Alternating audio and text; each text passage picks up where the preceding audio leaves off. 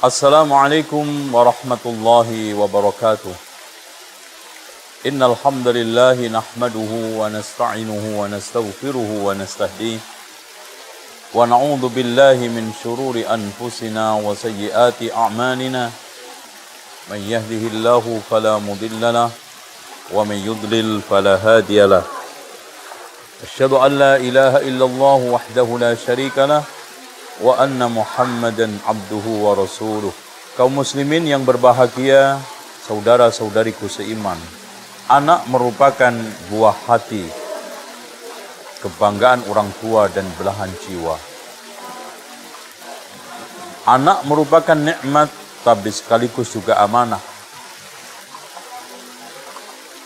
Oleh karena itu, Allah Subhanahu wa ta'ala memerintahkan kepada semua orang tua, ya ayyuhalladzina amanu qu anfusakum wa ahlikum nara. Bila anak kita terjaga dari neraka, berarti anak itu nikmat.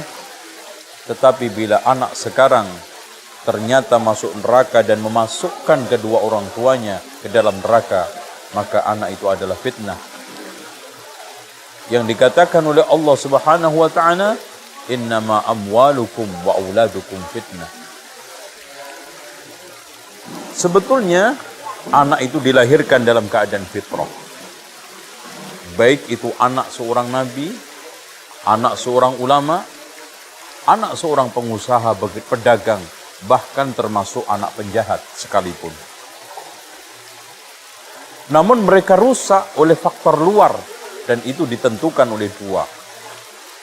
Yang pertama adalah syaitan, yang telah dikatakan oleh Allah Subhanahu wa ta'ala di dalam hadis qudsi, khalaqtu ibadi hunafa'a fajtalathumus syayatin.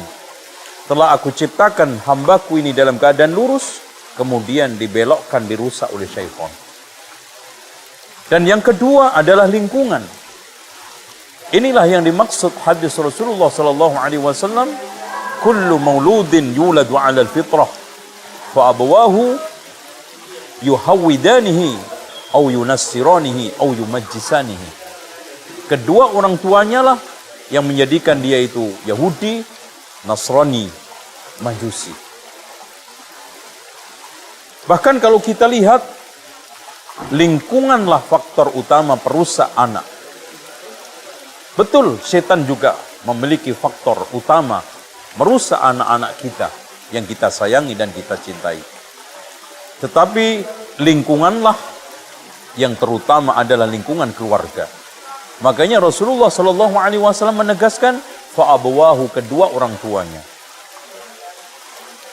Menjadikan dia itu muslim yang soleh, yang taat beragama, atau menjadikan anak itu tersesat, bingung, dan menjadi mangsa syaitan. Itu tergantung orang tuanya. Maka orang tua bisa mengarahkan anak menjadi muslim yang bagus, atau menjadi orang non-muslim, bahkan keluar dari ketaatan, bahkan merusak, mengecewakan orang tuanya. Inilah yang dikatakan oleh Rasulullah sallallahu alaihi wasallam, al-waladu samratul qalb. Anak itu adalah buah hati. Wa innahu mahzanatun, bikin sedih orang tua. Mabkhalatun, bikin bakhil orang tua. Majbanatun, bikin pengecut orang tua. Wa majhalatun, dan bikin bodoh orang tua. Sekarang hal itu kita lihat di dalam tataran realita. Berapa banyak orang tua yang dibikin sedih, dibikin sengsara oleh anak dengan berbagai macam ulah, dan berapa banyak juga dibikin bodoh oleh anak, malas belajar karena anak, telat belajar karena anak, bahkan dibikin bakhil, sulit untuk keluar infak juga karena anak. Dan tidak kalah pentingnya adalah pengecut, ya, enggan berkorban, apalagi jihad di jalan Allah, juga dikarenakan anak. Oleh karena itu orang tua memiliki kewajiban utama, yaitu mendidik anak. Tarbiyahlah yang sekarang ini anak menjadikan simpanan orang tua di akhirat nanti. Maka Rasulullah sallallahu alaihi wasallam mengatakan, idza mata banu adama inqata'a 'amaluhu illa min thalathin, shadaqatin jariyatin aw ilmin yuntafa'u bihi aw waladin shalihin yad'u lah. Jika anak Adam meninggal dunia, maka terputus dari seluruh usahanya kecuali sedekah jariyah atau ilmu yang bermanfaat atau anak soleh yang mendoakan. Kaum muslimin yang berbahagia, memang memiliki anak soleh tidak semudah membalik tangan. Karena anak soleh begitu dahsyat di hari akhirat. Bagaimana ada orang tua yang terangkat derajatnya di hari kiamat, di surga. Setelah dia penasaran, maka dikatakan kepadanya, bistighfari waladika laka, karena istighfarnya anakmu kepadamu. Allahu Akbar. Tapi anak bisa menjeburkan orang tua ke dalam neraka. Anak juga bisa menghadirkan kemurkaan Allah Subhanahu wa taala kepadanya. Tergantung kita semuanya. Dengan demikian, orang tua harus sejak dini sungguh-sungguh serius. Bagaimana menjadikan si buah hati ini menjadi simpanan di akhirat, kebanggaan di dunia, dan juga kebanggaan nanti kita menghadap Allah Subhanahu wa taala. Demikianlah, semoga sekilas yang kita sampaikan ini bermanfaat. Cuma saya memberikan catatan, anak memang kebanyakan nyusahin orang tua. Dan orang tua semuanya mengetahui bahwa memiliki anak itu lebih banyak susahnya daripada senangnya. Tapi alhamdulillah kita diberikan rahmat oleh Allah Subhanahu wa taala, kenikmatan senang disusahin oleh anak. Kalau kita perhatikan dari mulai awal, dari mulai hamil disusahkan oleh anak 9 bulan. Senangnya cuma sekali mungkin lahir. Kemudian disusahkan lagi harus mencari pendidikan dari mulai SD, dari mulai TK, SD, SMP, SMA, perguruan tinggi. Ya. Ini semuanya bukan hanya sekedar masuk sekolah. Harus memikirkan biayanya, harus memikirkan bagaimana anak ini nanti prestasinya, bahkan harus mundar-mandir ke tempat lembaga pendidikan, harus nengok, harus melihat, harus mengawasi, harus mengontrol, mencarikan tempat kos yang baik, mencarikan teman yang baik. Banyak susahnya punya anak, tapi alhamdulillah kita diberikan oleh Allah karunia, senang disusahi anak.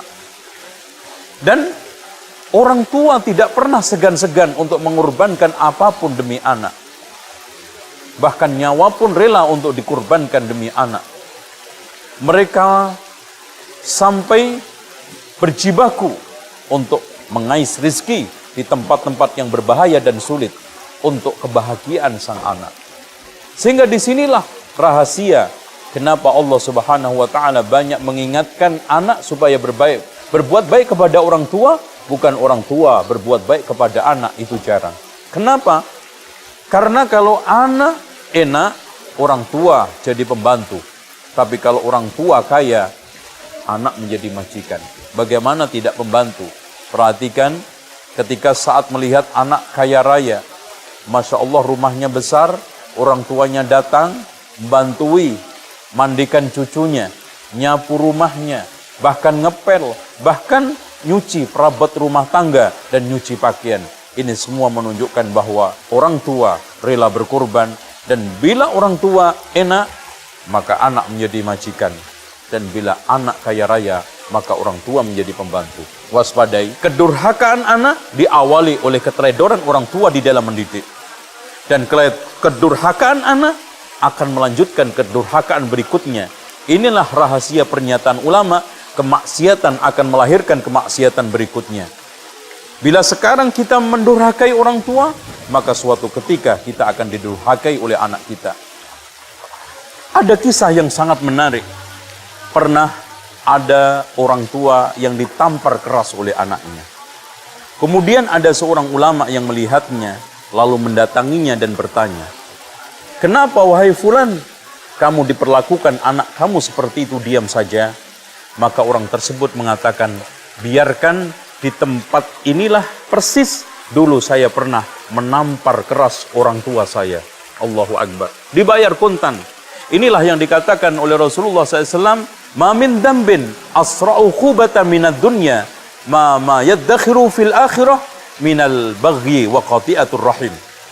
Tidaklah ada suatu dosa yang balasannya lebih cepat dikuntani oleh Allah di dunia, masih ada simpenan nanti di akhirat, ketimbang melampaui batas dan durhaka kepada kedua orang tua, memutuskan silaturahmi dengan kedua orang tua.